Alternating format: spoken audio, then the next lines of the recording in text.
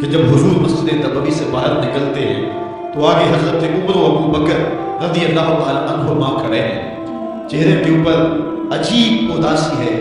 کہا عمر ابو بکر اس وقت کیوں کھڑے ہو؟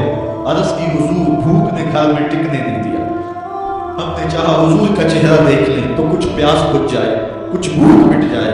حضور نے فرمایا میرا حال بھی یہی ہے، جس چیز نے مجھے گھروں سے نکالا ہے وہی چیز مجھے گھر سے نکال لائی ہے۔ چلتے ہوئے حضرت ابو ایوب انصاری کے گھر کے قریب سے گزرے،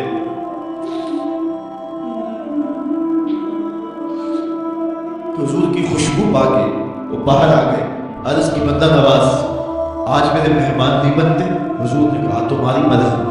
گھر لے گئے، چٹائی بچھائی، حضور کو بٹھایا، گھر والوں کو بکری کا بچہ ذبح کر کے دیا، کہا جلدی جلدی کھانا تیار کرو، میرے آقا کو بھوک لگی ہوگی۔ یہ کہہ کے واپس آئے، حضور کے پاس بیٹھے، نظر چہرے پہ پڑی تو گھبرا گئے۔ وقاحت کے آثار اتنے واضح تھے کہ سمجھ آ رہی تھی کتنے دنوں سے حضور نے کچھ نہیں کھایا۔ اٹھ کے باغ میں چلے گئے، کھجوروں کا خوشہ توڑا، حضور کے سامنے رکھا، کہا بندہ نواز جب تک کھانا تیار نہیں ہوتا یہ کھجوریں تناول فرمائیں۔ تھوڑی دیر کے بعد کھانا دسترخوان پہ لگ گیا۔ حضور سے عرض کی کہ حضور آئے کھانا تناول کر لیں۔ حضور نے دسترخوان پر تشریف فرما ہو کر کے حضور نے کپڑا اٹھایا تو حضور نے جب دیکھا کہ کھانا ہے تو حضور نے ایک روٹی لی اور چند روٹیاں اٹھائیں اور ایک خادم کو بلا کر کے کہا جاؤ ہمارے گھر دے آؤ، میری بیٹی فاطمہ کتنے دنوں سے بھوکی ہے۔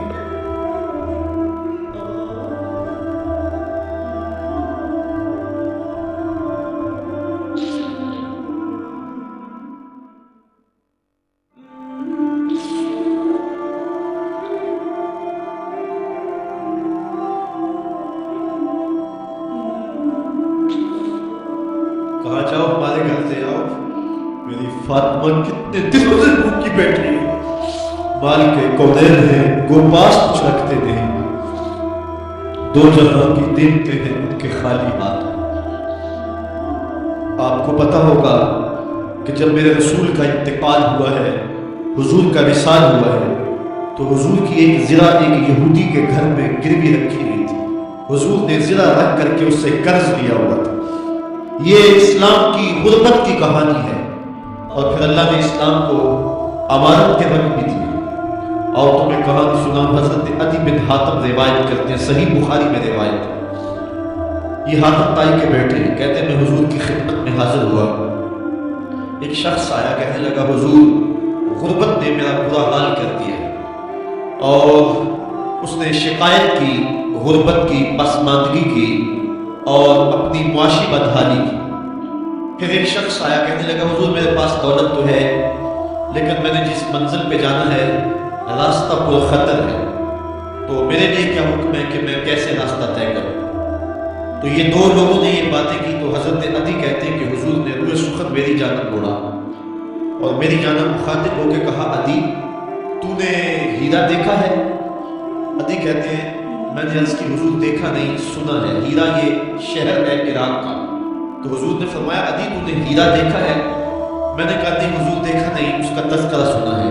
فرمایا عدی اگر اللہ تجھے زندگی کی مہلت دے تو ہیرا سے ایک خاتون چلے گی، تو اپنی آنکھوں سے دیکھے گا اور مکے تک پہنچے گی اور اللہ کے گھر کعبہ کا طواف کرے گی، اور اس کو ہیرا سے لے کر کے مکے تک اللہ کے علاوہ کسی کا ڈر نہیں ہوگا۔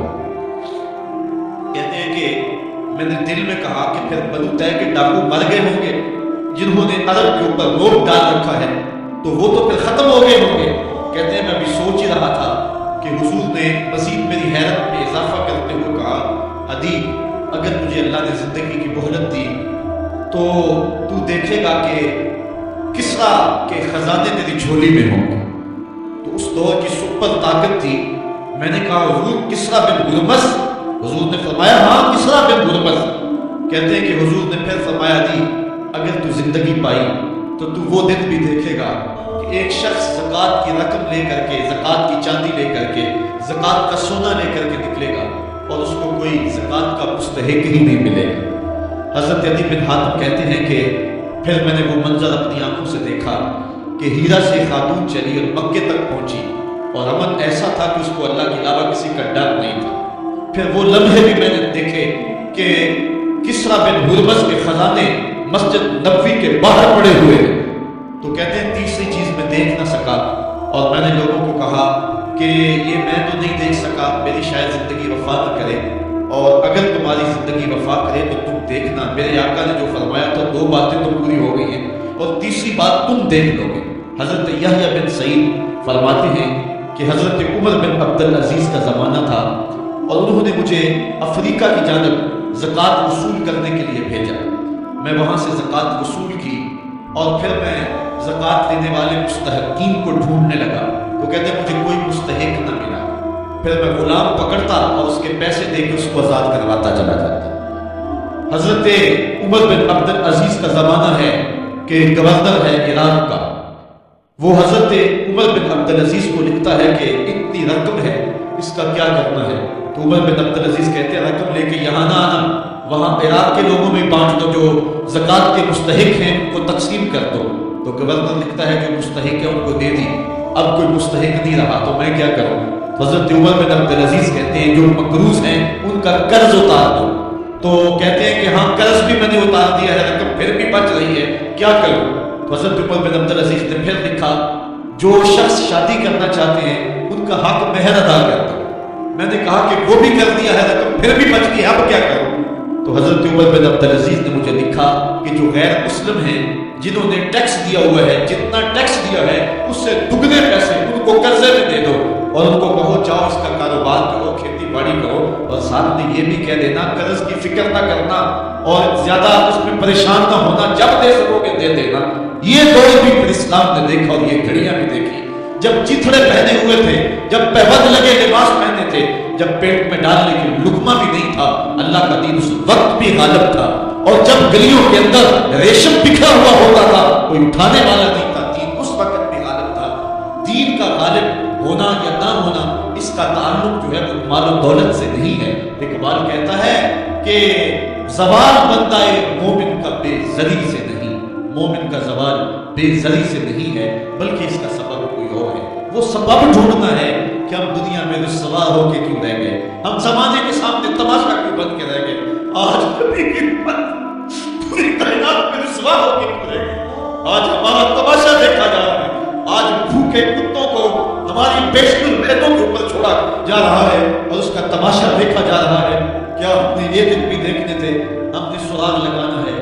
دولت کی قلت اور کثرت یہ ثانوی چیزیں ہیں، ہم نے تاریخ میں دیکھا ہے، ہم کبھی مالی طور پہ کمزور تھے، رسوا نہیں ہوئے، مال زیادہ ہو گیا، رسوا نہیں ہوئے، رسوائی کے سبب کوئی اور ہے۔ آج تمہیں کہاں